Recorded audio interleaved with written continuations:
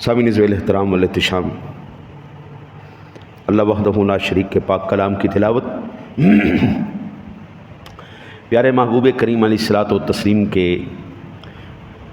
دربار گوہر بار میں ہدیتاً عقیدتاً تحفتاً نذرانتاً ہدیہ عقیدت پیش کرنے کے بعد سب سے پہلے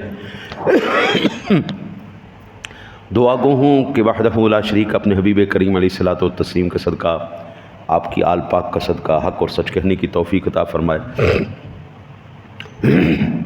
جملہ نفسانی شیطانی خواہشات سے حملوں سے اللہ اس حقر کو محفوظ فرمائے، اور وحدہ لا شریک اپنے خاص فضل اور کرم سے اس فقیر کی خیر چاہنے والوں کی خیر فرمائے۔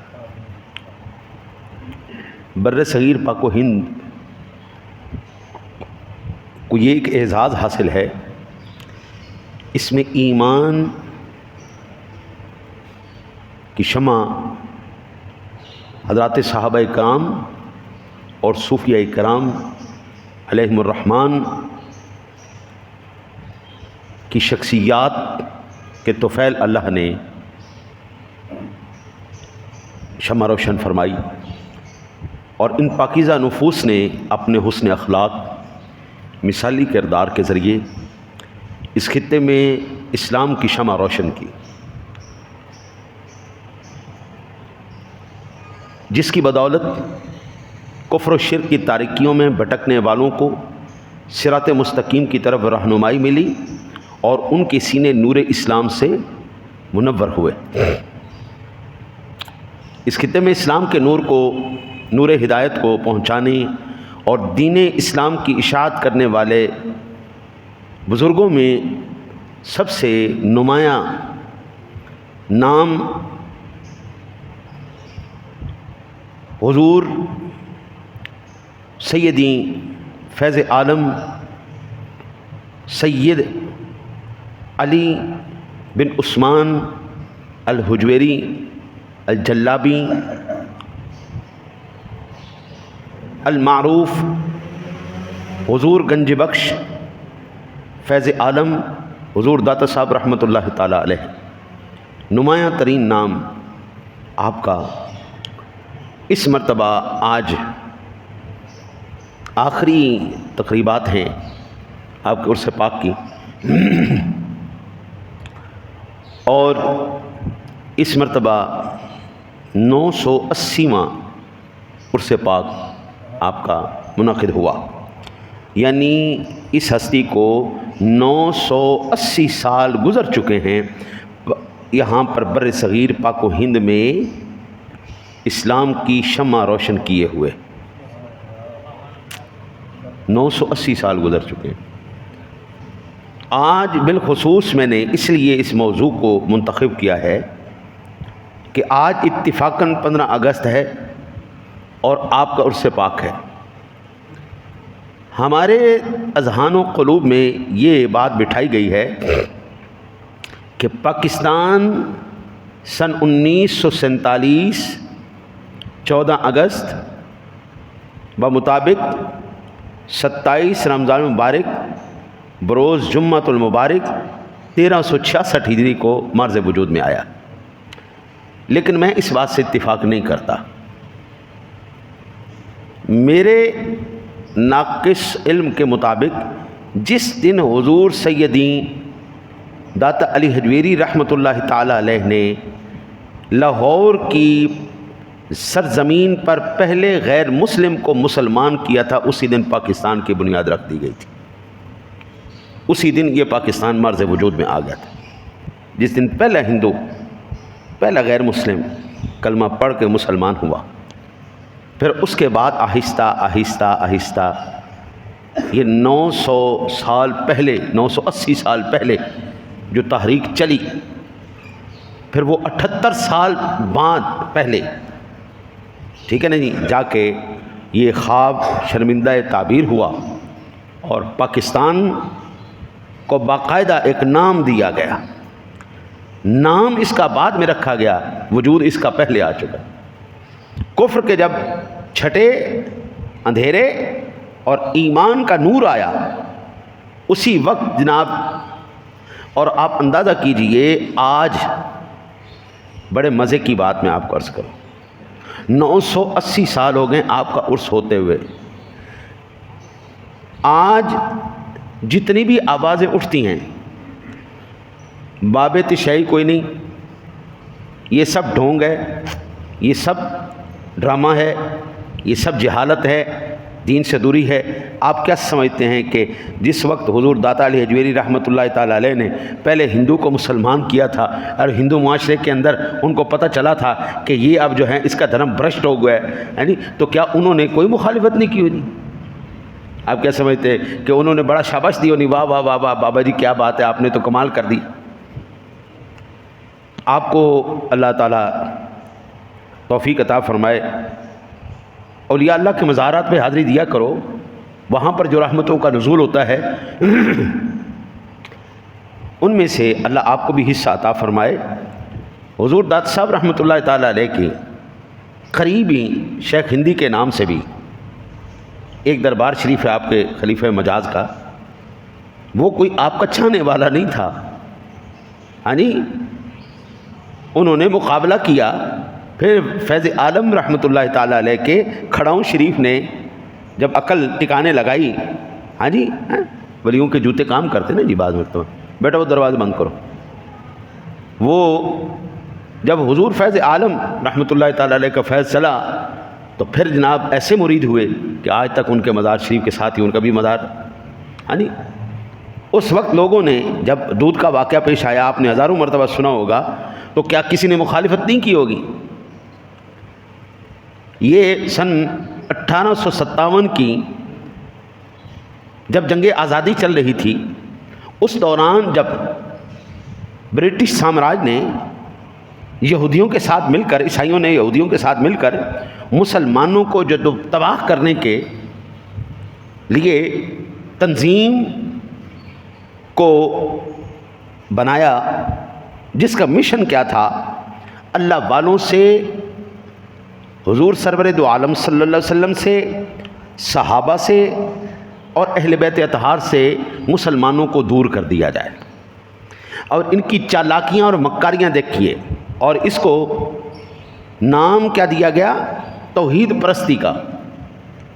یعنی سب سے پہلے انہوں نے چھوٹے کام سے شروع کیا، چھوٹے پہلے سٹیج سے، کہ سب سے پہلے آپ یہ لوگوں کے ذہن میں بٹھائیں کہ اللہ والے کوئی شے نہیں ہوتے، یہ بالکل جو ہے نا یہ ڈرامے بازی، ولی نہیں ہوتا، ولی کوئی نہیں ہوتا، کرامت کوئی چیز نہیں ہوتی، کیونکہ یہ اتنی بڑی بات نہیں تھی عام انسان کے نزدیک، اللہ رسول کے نزدیک نہیں، شریعت محمدی میں یہ بہت بڑا مقام ہے، ولایت بہت اور کرامت ایک باقاعدہ قرآن و حدیث سے نص موجود ہے ان کی۔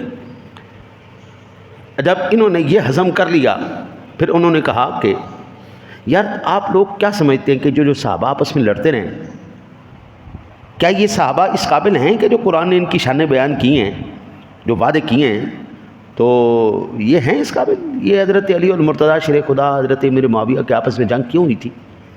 اماں جی عائشہ کی جنگ کیوں ہوئی تھی؟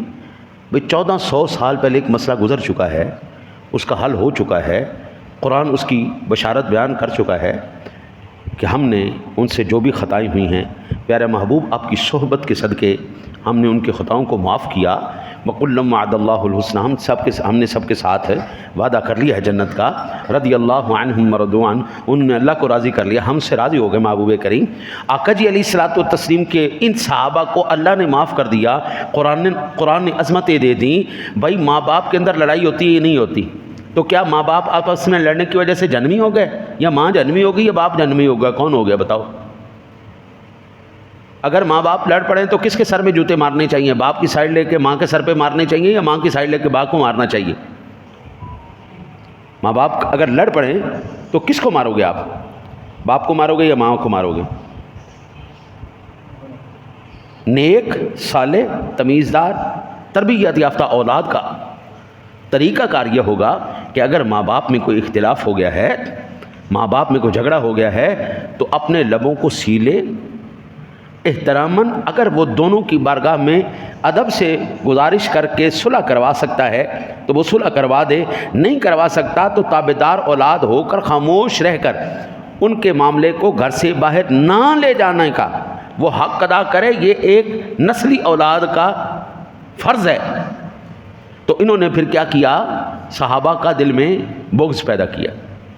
حضرت میرے سے آپ اختلاف کر سکتے ہیں، لیکن میرا نظریہ اور یہ سوچ ہے، آقا جی علیہ الصلوۃ والتسلیم کی بارگاہ اقدس میں کسی نے ایک مرتبہ بھی آپ جناب رسالت مآب صلی اللہ علیہ وسلم کا دیدار کیا اور پھر وہ حالت ایمان میں اس دنیا سے رخصت ہو گیا۔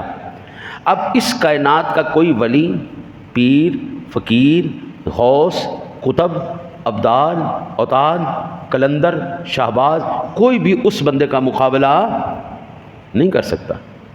وہ ان سب سے اوپر چلا گیا، کیونکہ رخ مصطفیٰ ہے وہ آئینہ، کہ اب ایسا آئینہ نہ کسی بزم خیال میں، نہ کسی دکان آئینہ ساز میں۔ آقا جی کا اب چہرہ دوبارہ نہیں کوئی دیکھ سکتا۔ خواب میں آپ کرم فرما دیں وہ ایک الگ بات ہے، لیکن جاگتی آنکھوں سے ایمان کی حالت میں جس نے آقا جی کا ایک مرتبہ بھی چہرہ دیکھا، بس وہ دنیا کے سارے فقیروں، پیروں، کلندروں، شہبازوں سے اوپر ہو گیا، کیونکہ آقا جی کی صحبت کا وہ مقام کہیں اور پر ہے ہی نہیں بھائی۔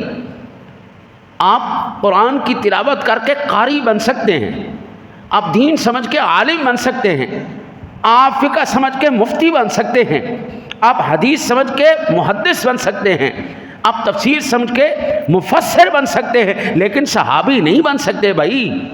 صحابی صرف چہرہ انور دیکھ کر بندہ بن سکتا ہے، جس نے بھی دیکھ لیا بھائی۔ اب ایمان سے بتائیے گا، جس نے ایک مرتبہ یہ دیکھا ہے اس کا یہ حال ہے، اور جس نے بار بار دیکھا ہوگا اور کئی بار دیکھا ہوگا اور ٹک ٹکی باندھ کے دیکھا ہوگا، اس کا کیا عالم ہوگا۔ پھر خود تصور کیجئے، پھر جب وہ دریائے رحمت جوش میں آیا ہوگا اور آقا جی نے ان سے اپنی صاحبزادی لی ہوگی، ان کو اپنے سسر ہونے کا اعزاز عطا فرمایا ہوگا، پھر اس کا کیا عالم ہوگا۔ اب اس سسر ہونے میں صرف ابھی اس خاص پیرائے میں دیکھیے، ایک صاحبزادی اماں جی حفصہ فاروق اعظم کی، ایک صاحبزادی اماں جی عائشہ صدیق اکبر کی آقا جی کے حریم قدس میں جلوہ گر ہوئی۔ ایمان سے بتاؤ ذرا، ان عمر فاروق اعظم اور صدیق اکبر جیسا کون ہے؟ سمجھ میں آئی بات؟ حضرت میں یہ سمجھتا ہوں دنیا کے اندر آج سن 2021 کے اندر 20 کے اختتام میں آپ نے دیکھا، یہودیت نے اور عیسائیت نے، یہود و نصارہ نے ایک فتنہ لانچ کیا، فتنہ دجالیت، کرونا کے نام سے۔ آج سن 2021 کے اندر جو فتنہ لانچ کیا گیا، ایمان سے بتائیے گا کیا وہ میرے سونے نبی کے حرم شریف کے اندر یا اللہ سونے کے حرم بیت اللہ شریف کے اندر وہ داخل ہو سکا ہے؟ اندر تو رہا ایک طرف، اس کے ارد گرد بھی نہیں بھٹک سکا۔ اور یہ میں نہیں کہہ رہا، یہ ورلڈ ہیلتھ آرگنائزیشن کی یہ رپورٹ ہے کہ دنیا کے ہر شہر میں کرونا گیا ہے، لیکن نہ مکے میں گیا ہے نہ مدینے میں گیا ہے۔ دنیا کے صدیوں بعد پلان کیے ہوئے شیطانی ہتھیار نے جب پوری دنیا پہ حملہ کیا، اللہ نے محبوب کے حرم کو بھی محفوظ رکھا، اپنے حرم کو بھی محفوظ رکھا۔ ایمان سے بتاؤ، دنیا کی کوئی غلاظت، پلیدی، کوئی جراثیم، کوئی شیطانی، کوئی دجالی ہتھیار ان حرموں میں نہیں جا سکتا، تو یہ کیسے ممکن ہے جو سر سے لے کے پیروں تک پلیت ہو، انما المشرکون نجس، وہ حضور کے حرم کے اندر داخل ہو جائے؟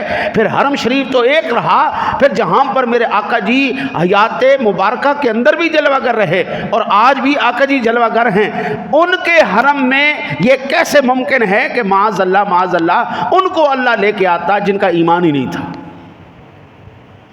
میں یوں کہتا ہوں، آقا جی نے دونوں یاروں کو ساتھ لٹا کر یہ اعلان کر دیا، صدیق و عمر کے ایمان کی میں گواہی دے رہا ہوں، جو ان پر اعتراض کرے وہ اپنے ایمان کی خیر منائے، چلو ان کے ایمان کی میں گواہی دے رہا ہوں، اور روز قیامت تک یہ دی جا رہی ہے۔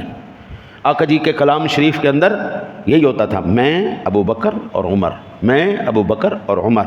آقا جی اس طرح ہاتھ پکڑتے، اس طرح ہاتھ پکڑتے، اور آپ ارشاد فرمایا کہ میں ابو بکر اور عمر جس طرح آج یہاں پر اکٹھے ہیں، کل انشاءاللہ محشر کے میدان میں بھی اسی طرح آئیں گے۔ اب خود تصور کیجئے، پھر یہاں تک یہ قوم نہیں رکی کہ اولیاء کی گستاخی کی، صحابہ کی گستاخی کی، پھر یہ اہل بیت کے اوپر چلے گئے، پھر انہوں نے اہل بیت کی گستاخی کی، پھر انہوں نے جناب رسالت مآب صلی اللہ علیہ وسلم کی ناموس پر حملہ کیا۔ ان کو ابھی پتہ نہیں ہے پاکستان میں ابھی سنی زندہ ہے۔ جس دور میں بھی ناموس رسالت پر، ناموس اہل بیت پر، ناموس صحابہ پر حملہ کیا جاتا رہے گا، انشاءاللہ سنی اپنی جانوں کے نذرانے ان کی حفاظت کے لیے پیش کرتا رہے گا۔ انہیں جانا، انہیں مانا، نہ رکھا غیر سے کام، للہ الحمد میں دنیا سے مسلمان گئے۔ ہمیں اور کوئی سمجھ میں نہیں آتی بات بھائی، ہمیں اولیاء اللہ کا ادب سمجھ میں آتا ہے، ہمیں صحابہ کا احترام سمجھ میں آتا ہے، ہمیں اہل بیت کی محبت سمجھ میں آتی ہے، ہمیں حضور کی غلامی سمجھ میں آتی ہے، ان کے علاوہ ہمیں کچھ اور سمجھ میں نہیں آتا۔ بجائے اس کے، وہ ایک شاعر گزرا ہے عرفی، وہ کہتے ہیں عرفی تمہیں اندیش ز غوغائے رقیماں، آواز سگاں کم نہ کن ادرس کے گدارا۔ عرفی یہ جو ہے نا، عرفی تمہیں اندیش ز غوغائے رقیماں، یہ جو دشمن تجھے تانے مارتے نا، اے تو شاہی کوئی نہیں ہے، تو فلانا ہے، تو فلانا، شاہی کوئی نہیں، تو فکر نہ کیا کر۔ دشمنوں کے یہ غوغا شور مچانے سے، یعنی تانے مارنے سے، بلی کرنے سے پریشان نہ ہوا کر۔ کیوں؟ آواز سگاں کم نہ کن ادرس کے گدارا، کتوں کا بھونکنا فقیروں کا رزق کم نہیں کر دیتا۔ 980واں عرس ہو گیا، ایمان سے بتاؤ کتنی دنیا نے داتا صاحب کی مخالفت کی ہوگی، کتنی دنیا نے کی ہوگی، کتنی کر رہی ہے، کتنے غوغا کرنے والے آئے، آواز سگاں کم نہ کن ادرس کے گدارا، کتنے لوگ آئے جو کہتے تھے اوے کوئی چیز نہیں دے، کوئی چیز نہیں دے، کوئی چیز نہیں دے، اوے کچھ نہیں کر سکتے، کچھ نہیں کر سکتے۔ لیکن میرا مالک فرماتا ہے الا ان اولیاء اللہ لا خوف علیہم ولا هم يحزنون، میرے ولی خبردار خبردار، میرے جو ولی ہیں، اللہ کے جو ولی ہیں، انا ان اولیاء اللہ لا خوف علیہم، ان کو کوئی خوف نہیں، کوئی غم نہیں، ولا هم يحزنون۔ حضرت دنیا کے اندر کوئی بھی انسان ایسا نہیں ہے جس کو کوئی غم نہ ہو، کوئی پریشانی نہ ہو، کوئی دکھ نہ ہو، کوئی تکلیف نہ ہو، کسی چیز کا ڈر نہ ہو۔ اللہ کہتا ہے میرے ایسے یار بھی ہیں اس دنیا کے اندر جن کو نہ کوئی خوف ہے نہ کوئی غم ہے۔ ہاں جی، خوف آنے والی زندگی میں کسی خطرے کو کہتے ہیں کہ خطرہ نہ پیش آ جائے، کوئی نقصان نہ ہو جائے، غم کہتے ہیں گزری ہوئی زندگی کے نقصان پر، وہ کہتے ہیں جو ان کی گزر گئی وہ بھی سبحان اللہ، جو آنے والی ہے وہ بھی سبحان اللہ، دونوں ہی زندگیاں کمال ہے۔ جن کو کچھ نظر نہیں آیا، جن کی آنکھیں بند تھی، جن کے سینے بند تھے، صم بکم عمی فہم لا یرجعون، جن کی آنکھیں، کان، منہ، دل سب کچھ بند تھا، ان کو کچھ نظر نہیں آیا، لیکن جن کے یہ کھلے تھے انہوں نے کیا کہا؟ انہوں نے کہا گنج بخشے فیض عالم مظہر نور خدا، گنج بخشے، مل کے پڑھ لیجئے، گنج بخشے فیض عالم مظہر نور خدا، ناکساں پیر کامل کامل آرا رہنما، جن کو نظر آیا انہوں نے یہ کہا گنج بخشے فیض عالم، آنکھ والا تیرے جوبن کا تماشا دیکھے، دیدہ کور کو کیا ہے نظر کیا دیکھے۔ ہاں جی، یہ اولیاء اللہ کا فیضان۔ حضرت دیکھیں نا جی، ایک بندہ بیوقوف ہو سکتا ہے، دو بیوقوف ہو سکتے ہیں، سارا زمانہ بیوقوف تو نہیں ہو سکتا نا جی۔ چلو میرے جیسے جاہل آدمی آپ کہہ سکتے ہیں کہ یہ تو جاہل ہے، یہ ان کو تو ساری زندگی ولیوں کی محبت ہی سکھائی گئی ہے، ان کو تو یہ تو درباروں پہ جاتے ہیں، یہ تو پاگل ہیں۔ اچھا جی، میں نے اس مرتبہ عرس پاک میں 27 سال بطور خطیب حضور داتا صاحب رحمۃ اللہ تعالیٰ علیہ کے مزار شریف پر حاضری دیتا رہا عرس پاک میں. 27 سال پہلے آپ تصور کیجئے، اب بلکہ اب تو اس سے زیادہ ہو گیا،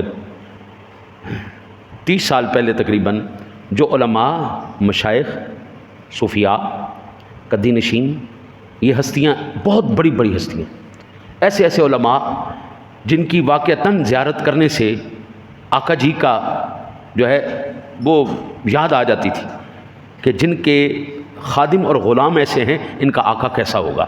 واقعتاً جو علماء، اس میں مفسرین بھی، محدثین بھی، اس کے اندر مفتیان کرام بھی، اس کے اندر پیران اعظام بھی.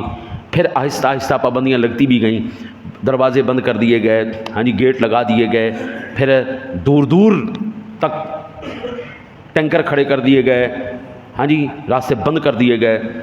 جو آخری مرتبہ میں گیا تو آپ یہاں سے اندازہ کیجئے، ہم ایم اے او کالج سے آگے سارا پیدل چل کے گئے تھے 10 صاحب تک، بالکل دروازے بند کر دیے گئے. اس کیفیت میں بھی اب جو آج آخری دن ہے، اگر آپ آج چلے جا سکتے ہوں تو آپ ضرور جائیے گا. وہاں پر میں نے علماء کو تو دیکھا ہی دیکھا، طلباء کو تو دیکھا ہی دیکھا. وہاں پر ڈاکٹر بھی موجود تھے، وہاں پر وکیل بھی موجود تھے، وہاں پر جج بھی موجود تھے، وہاں پر پولیس والے بھی موجود تھے، وہاں پر رینجر والے بھی موجود تھے، وہاں پر افواج بھی موجود تھی، فوج پاکستان بھی موجود تھیں. وہاں پر زندگی کے ہر مکتبہ فکر سے تعلق رکھنے والا موجود تھا. اور ہر ایک وہاں پر موجود ہونے کے بعد مجھے یہ پیغام دے رہا تھا کہ ایک بندہ تو بیوقوف ہو سکتا ہے، ساری امت بیوقوف نہیں ہو سکتی. ایک پاگل ہو سکتا ہے، ایک کم علم ہو سکتا ہے، ایک جاہل ہو سکتا ہے، لیکن سارے مل کر پوری دنیا جاہل نہیں ہو سکتی. پھر یہی ہے کہ اگر ان تمام سیاستدانوں کے، ڈاکٹروں کے، وکیلوں کے، ججوں کے، پولیس کے، رینجر کے، یہ تمام جتنے بھی ادارے ہیں پاکستان میں، کوئی خفیہ ایجنسیاں ہیں، کوئی ظاہر ایجنسیاں ہیں، وہ تمام کی تمام ایجنسیاں اگر اس فقیر کے دربار پر کھڑی ہیں اور وہاں پر اصلاح ثواب کر رہی ہیں، وہاں سے اکتساب فیض کر رہی ہیں، اس کا مطلب یہ ہے وہ سارے تو بالکل ٹھیک ہیں، ان کے خلاف بکواس کرنے والا بھونک رہا ہے. بھائی سارے پاگل تو نہیں ہو سکتے نا، کیا سارے پاگل ہیں؟ پورا پاکستان پاگل ہو گیا اور ایک جو ہے آواز سگاں، آواز سگ، ایک آواز سگ، وہ کیا بگاڑ لے گی؟ قرآن پڑھو، سورۃ الکہف کو نکالو، آپ کو پتہ چلے گا نسل کا کتا، ماں جس کی کتی، قرآن کہتا ہے وہ نسلی کتا اگر اللہ والوں کے ساتھ نسبت کرے تو پھر وہ کتا عام کتا نہیں رہتا. قرآن سے پڑھا، میرے پاس حوالہ نہیں ہے، میں آپ کو کوئی حدیث کا حوالہ دوں، تاریخ کا حوالہ دوں تو آپ کہیں گے جی یہ حدیث ضعیف ہے، جی یہ تاریخ کی کتاب غلط ہے، جی یہ اسرائیلیات میں سے آ گئی. چلو قرآن پہ فیصلہ کرتے ہیں، آ جائیے قرآن بتائیے کہ وہ کتا نہیں تھا. میں نے ایک مرتبہ یہ واقعہ بیان کیا کہ اصحاب کہف کا کتا اصحاب کہف کے ساتھ ملا تو اس کو اللہ تعالیٰ نے یہ مقام دیا کہ اپنی پاک کلام، پاک کتاب کے مقدس آیات کے اندر اس کا ذکر کیا، اس کی اداؤں کا، ایکشن کا ذکر کیا. وَقَلْبُهُمْ بَاسِطٌ ذِرَاعَيْهِ بِالْوَسِيدِ، وہ کتا اہل اللہ کے غار کے سامنے ایسے باہیں پھیلا کر وہاں پر بیٹھ، اس کے ایکشن کا اللہ ذکر کر رہا ہے. تو میں نے جب ایک واقعہ بیان کیا تو ایک ساتھی کہنے لگے وہ کتا اور کتا تھا. میں کہا کیوں؟ اس کی ماں کتی نہیں تھی، اس کا باپ کتا نہیں تھا. بھئی وہ کتا اور کتا کیسے ہو گیا؟ بھئی وہ کتا ہی تھا، نسل اس کی کتی تھی، لیکن اس کی نسبت بڑی کمال ہو گئی تھی، اس کی نسبت بڑی کمال ہو گئی تھی. اس کی نسل میں کوئی فرق نہیں تھا، نسل وہی ہے جو آج بھی ہے، لیکن اللہ بتانا یہ چاہتا تھا حضرت انسان تیرا مقام بہت اونچا ہے، تجھے میں نے اپنے بندوں کی مخالفت کے لیے پیدا نہیں کیا، موافقت کے لیے پیدا کیا ہے، ان کی صحبت میں رہ کر فیض حاصل کرنے کے لیے تجھے پیدا کیا ہے، نہ کہ ان کے خلاف بکواس کر کے خود جہنم کا ایندھن بننے کے لیے. ہم نے مسلم شریف کی حدیث پاک کہ اللہ کل قیامت والے دن اس کتے کو بشکل انسانی جنت میں داخل فرمائے گا. اب مجھے یہ بتاؤ، نسل کا وہ کتا اللہ والوں کے ساتھ نسبت کرے دن میں 24 گھنٹے کے ہر منٹ کے ہر سیکنڈ میں سال کے 365 دنوں کے اندر پڑھی جانے والی مقدس پاکیزہ کتاب قرآن پاک کے اندر اللہ اس کتے کا ذکر کرے. اب یہ کتا عام رہ گیا، چاہے وہ کتا ہے، نسل اس کی کتی ہے، سارا کچھ ہے، لیکن کیا وہ اب عام رہ گیا؟ اللہ کے کلام کا حصہ بن چکا ہے. روزانہ آپ تلاوت بھی کر رہے ہیں اور اس پر آپ کو اجر و ثواب بھی مل رہا ہے. اب ایمان سے بتائیے گا، اگر یہ جانور نسبت کرے تو اللہ اس کو محروم نہیں رکھتا، تو کیا انسان نسبت کرنے سے اللہ اس کو محروم رکھے گا؟ حضور فیض عالم کی بارگاہ خواجہ صاحب فرماتے سید حجویر مخدوم مرقد پیر سنجر راحرم. سید حجویر امتوں کے مخدوم ہیں.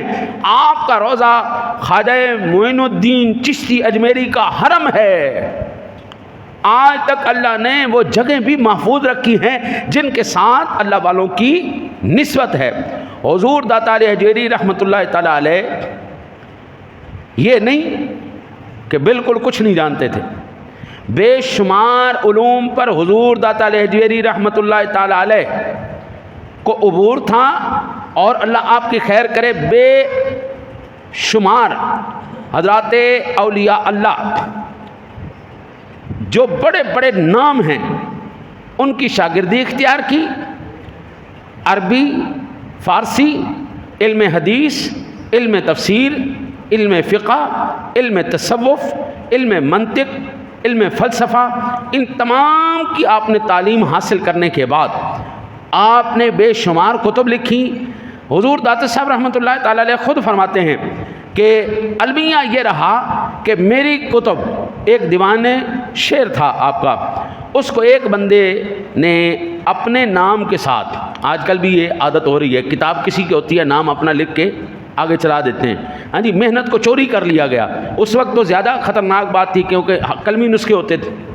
میرے پاس وہ عکس موجود ہے قلمی نسخے کا جو حضور داتا علی حجویری رحمۃ اللہ تعالی علیہ نے وہ اپنے ہاتھ سے لکھا ہوا. میرے پاس وہ کشف المحجوب بھی موجود ہے. کبھی آپ کو انشاءاللہ زندگی رہی تو میں زیارت کراؤں گا. چند سال پہلے میں نے اس کی زیارت آپ کو کروائی تھی، پھر میں انشاءاللہ آپ کو عرض کروں گا. حضور داتا صاحب رحمۃ اللہ تعالی علیہ نے بے شمار تصانیف لکھی. ایک آپ کی شہرہ آفاق تصنیف عرب و عجم میں مشہور ہے کشف المحجوب کے نام سے. حضور خواجہ نظام الدین اولیاء رحمۃ اللہ تعالی علیہ فرماتے ہیں کہ اگر کسی بندے کے پاس مرشد نہ ہو تو وہ کشف المحجوب کو پڑھ لے، انشاءاللہ تعالی العزیز اس کو مرشد کامل مل جائے گا. یہ کشف المحجوب کا کمال ہے. حضور داتا صاحب رحمۃ اللہ تعالی علیہ نے چند ارشادات فرمائے ہیں، ان میں سے چند میں آپ کی بارگاہ میں عرض کرتا ہوں. آپ فرماتے ہیں انسان کو تمام علوم کا جاننا ضروری نہیں، صرف اتنا علم حاصل کرنا لازمی ہے جتنا شریعت مطہرہ نے ضروری قرار دیا ہے. جتنا شریعت مطہرہ نے. آج اکثر مجھے فون کیا آتا ہے، مفتی صاحب ذرا یہ بتانا یہ فلاں بندے کے ساتھ میری فلاں بحث ہو گئی، مجھے اس کا حوالہ دینا، مجھے اس کا حوالہ دینا. بھئی آپ کو مناظرہ لڑنے کی اتنی وہ ہے، شوق ہے، تو قبلہ پھر فن مناظرہ سیکھ لیجئے. مناظرے آپ کریں، حوالے ہم دیں. علم آپ کے پاس نہیں ہے، آپ ایک دلیل کو کس طرح پیش کریں گے، اس کے منطقی، اس کے دلائل کو کیسے آپ سیٹ کریں گے، آپ نہیں کر سکتے. آپ اس فن میں کودنے کے لیے خود مفتی اعظم بن کر، مناظر اعظم بن کر لوگوں سے مناظرہ کر رہے ہیں. آپ کے پاس علم نہیں. اگلے مکار لوگ ہیں، انہوں نے اپنے ان مکاروں کو ایسے ٹیکٹ سکھائے ہیں، ایسے ٹرک سکھائے ہیں، جب وہ آپ پر استعمال کرتے ہیں آپ کے پاس علم نہیں ہوتا، آپ کو جواب نہیں آتا. آپ ایک آدھ سوال پوچھ کے جواب تو دے دیتے ہیں، پھر آگے لاجواب ہو جاتے ہیں، پھر مجبوراً آپ کو بدعقیدہ ہونا پڑتا ہے. میں مسلک کی جنگ یہاں پر چھیڑنے کے لیے نہیں بیٹھا. کتنے سنی مسلمان بدعقیدہ ہو گئے صرف اس لیے کہ وہ جواب نہیں دے سکے، صرف اس لیے. کتنے سنی مسلمانوں نے رفع یدین شروع کر دیا. میں عرض کرتا ہوں پوری دنیا کو چیلنج ہے اور آخری میری سانس تک یہ چیلنج ہے. ایک حدیث آپ دکھائیں جس طرح رسول اکرم صلی اللہ علیہ وسلم کی ذات گرامی نے مسواک کی فضیلت بیان کی ہے نا، اس طرح رفع یدین کی کوئی فضیلت کی حدیث ہو. ایک حدیث نمبر 1. جس طرح آقا جی نے حکم دیا ہے یہ کام کرنا ہے، ایک حدیث پوری ذخیرہ احادیث میں آپ دکھا دیجئے کہ جس میں حضور نے حکم دیا ہو جس نے رفع یدین نہیں کیا اس کی کوئی نماز نہیں ہے.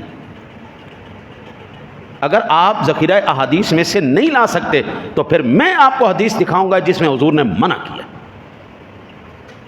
پھر رہی بات یہ میں نہ مانوں کوئی اور دلیل پیش کرو، پھر اس کا کوئی علاج نہیں، دنیا میں اس کا کوئی علاج نہیں. ایک وجہ اس کی یہ ہے. دوسری وجہ کیا ہے؟ دوسری سب سے بڑی وجہ یہ ہے آپ لوگوں نے ظلم عظیم کیا ہے، اپنی مساجد کے اندر پڑھے لکھے ساتھی نہیں رکھے، کم تنخواہوں کے اوپر، کم مراعات کے اوپر مجبوراً ایسے ساتھی آئے ہیں جو اپنے فن کے ماہر نہیں ہیں. پھر آپ نے یہ بھی نہیں کوشش کی کہ چلو ہمارے اگر مسجد کے امام صاحب اپنے فن کے ماہر نہیں ہیں تو جو فن کا ماہر ہے ہم اس کے ساتھ رابطہ کریں. اس کے ساتھ رابطہ بھی کوئی نہیں. اگر کسی نے سوال کیا ہے تو ہم اس فن کے ماہر کے پاس لے کے جائیں، وہ بھی نہیں ہے. تو اب مجھے یہ بتائیں پڑھے لکھے کے ساتھ واسطہ آپ کا نہیں ہے، پڑھے لکھے کی رہنمائی آپ کو حاصل نہیں ہے، صحبت آپ کو حاصل نہیں ہے، تو پھر لوگ بدعقیدہ نہ ہوں تو اور کیا؟ چلو بتا دو. یہ جو میں نے آج عرض کیا ہے، انسان تو انسان، اگر جانور بھی اللہ والوں کا ساتھ کریں. قرآن پاک کے اندر سورہ یونس ہے، حضرت یونس علیہ نبینا علیہ الصلوۃ والسلام کا تذکرہ ہے، ایک مچھلی کا تذکرہ ہے.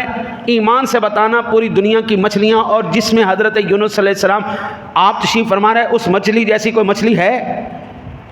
وہ ہدہد جو سلیمان علیہ السلام کے دربار میں تشریف فرما تھی وہاں پہ موجود تھی، کیا اس ہدہد جیسا کوئی ہے؟ ذرا بتانا. وہ چونٹی جس کا ذکر اللہ کا قرآن کر رہا ہے، قالت نملۃ یا ایھا النمل ادخلوا، ہاں جی، کیا اس چونٹی جیسا کوئی ہے دوسری چونٹی ہے؟ یا قرآن کہتا ہے الم تر کیف فعل ربک باصحاب الفیل، وہ جو فیل ابابیل کا ذکر ہے، چھوٹی سی ابابیلوں کا ذکر، ان جیسا کوئی ہے؟ اب یہ دلیل میں کہاں سے دے رہا ہوں؟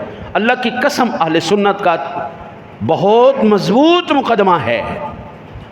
اہل سنت و جماعت کا مقدمہ انتہائی مضبوط ترین مقدمہ ہے، انتہائی سچا اور بہترین مقدمہ ہے. ہم اپنا مقدمہ ہار کیوں رہے ہیں؟ ہمارا وکیل کمزور ہے. وکیل کمزور ہو تو مقدمہ بندہ ہار جاتا ہے، جتنا مرضی وہ سچا ہو. اہل سنت اس وقت ہر طرف سے آزمائش کا کیوں شکار ہے؟ اس کی صرف اور صرف وجہ یہ ہے کہ ہم نے ان امور کے اندر انگلی کرنا شروع کر دی جو ہمارے سے متعلقہ ہی نہیں ہے. حضور داتا صاحب یہی ہمیں بتانے 980 سال پہلے، 1000 سال پہلے آپ تحریر کرنے ہیں بھائی تیرے لیے اتنا علم ضروری ہے جتنا شریعت مطہرہ نے تیرے لیے ضروری قرار دیا ہے. تو یہ حاضر و ناظر کی بحث، یہ رفع یدین فلاں کی بحث ان میں نہ پڑھ، تو یہ سیکھ نماز کی شرائط کیا ہیں، نماز کے فرائض کیا ہیں، میری ذمہ داریاں کیا ہیں، مفسدات صلاۃ کیا ہیں، واجبات صلاۃ کیا ہیں، فرائض نماز کیا ہیں. تو ان چیزوں کو سیکھ، تیرے لیے یہ ضروری کیا ہے. باقی حدیث کے ماہر، تفسیر کے ماہر، فقہ کے ماہر، ہر ایک فن کا ماہر موجود ہے، آپ ان سے رابطہ کریں. آپ کو دل کا عارضہ ہوتا ہے آپ ماہر قلب کے پاس جاتے ہیں، ہاں جی، ہارٹ اسپیشلسٹ کے پاس جاتے ہیں، لیکن بڑے تعجب کی بات ہے جب شریعت کو کوئی مسئلہ آتا ہے سارے مفتی بن جاتے ہیں. ہر کوئی مفتی ہے، وہ ماہر کے ساتھ بالکل کوئی رابطہ کوئی واسطہ نہیں کرتے. بعض مرتبہ ایک ہی مرض کہ کئی اسباب ہو سکتے ہیں. مثال کے طور پر سر میں درد ہے، بعض مرتبہ ہائی بلڈ پریشر کی وجہ سے بھی ہوتا ہے، بعض مرتبہ نیند کی کمی کی وجہ سے بھی ہوتا ہے، بعض مرتبہ کئی اور اس کی وجوہات ہوتی ہیں. اب چاہے نیند کی کمی کی وجہ سے ہو تب بھی ایک دوائی دے دی جائے، ہائی بلڈ پریشر کی وجہ سے ہو تب بھی ایک ہی دوائی دے دی جائے، کوئی اور سبب ہو تب بھی ایک ہی دوائی دے دی جائے. اب میں چند دن پہلے ایک بزرگ سے ملا، وہ بہت اونچا سنتے تھے. میں 2 سے 3 منٹ بولا ہوں، اتنا اونچا بولا، 3 منٹ کے بعد میرا سر درد کرنے لگ گیا۔ اب اونچا بولنے کی وجہ سے میرا خود دماغ پھٹنے لگ گیا۔ اب ایک ہی دوائی دے دی جائے، یہ دانائی ہے؟ آپ ماہر کے پاس جائیں گے، اس کو علامات بتائیں گے، یہ علامات ہیں، پھر اس کے مطابق آپ کا وہ علاج کرے گا۔ ہر ایک فن کا ماہر یہ جانتا ہے کہ اس نے علاج کیسے کرنا ہے۔ عقائد کے علماء کرام جانتے ہیں ان بد عقیدہ لوگوں کے پیچ کیسے ٹائٹ کرنے۔ آج کل بہت سارے پلمبر، انجینئر اور ارلم پرلم آ گئے نا جی، دین کے وہ شریعت کے پیچ ٹائٹ کرنے کے لیے۔ اللہ کے فضل سے ابھی ہم زندہ ہیں اور انشاءاللہ ان کا فتنہ نہیں آگے بڑھنے والا۔ صحیح انڈا ہی خراب ہوتا ہے، کبھی گندے انڈے صحیح نہیں ہوئے۔ یہ وہ لوگ آلریڈی جو ہے وہ گندے انڈے تھے جو خراب ہو گئے۔ ان لوگوں کی صرف اپنی جو ہے وہ خطا کی وجہ سے، نمبر 1۔